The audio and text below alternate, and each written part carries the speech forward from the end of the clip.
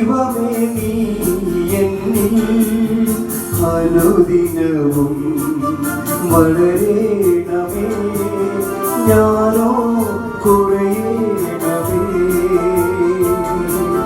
സ്നേഹമാം ദൈവമേ നീ എന്നിൽ അനുദിനവും വളരേണമേ, ഞാനോ കുറയേണമേ.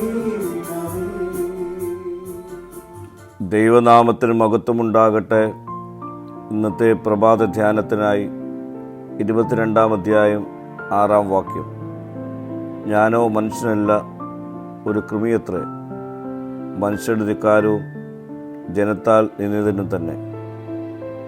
ദൈവാശ്രയത്തിൽ ജീവിച്ച സങ്കീർത്തനക്കാരൻ തൻ്റെ പ്രതിസന്ധികളുടെ മധ്യത്തിൽ ചുറ്റുപാടുകളിൽ ഒരു ചോദ്യചിഹ്നമായി മാറുമ്പോൾ താൻ ഉൾക്കൊണ്ടിട്ടുള്ള ദൈവസ്വഭാവത്തിന് അനുയോജ്യമല്ലാത്തതിനാലും തൻ്റെ അരിഷ്ടത ദൈവത്തിൻ്റെ സ്നേഹത്തെ ചോദ്യം ചെയ്യുവാൻ മറ്റുള്ളവരെ പ്രേരിപ്പിക്കുന്നതാകയാലും സങ്കീർത്തനക്കാരൻ്റെ വേദന കഠിനമാകുന്നു.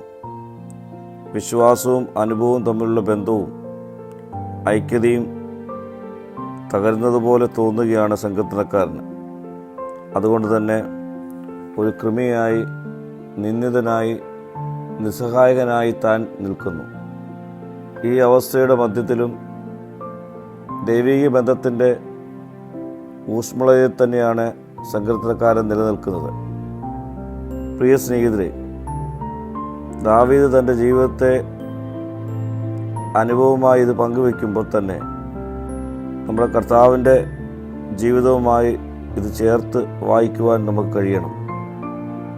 നിസ്സഹായകനായി, ദുർബലനായി, കാൽക്കീഴ് ചവിട്ടപ്പെട്ടപ്പോൾ ആരും ഗണ്യമാക്കാത്തവനായി, ഒരു കൃമിയായി അവൻ മാറി. അവൻ മനുഷ്യരാൽ നിന്ദിക്കപ്പെട്ടു, ത്യജിക്കപ്പെട്ടു, വ്യസന പാത്രമായി തീർന്നു. നമുക്ക് വേണ്ടിയാണ്, നമ്മെ വീണ്ടെടുക്കുവാനാണ്.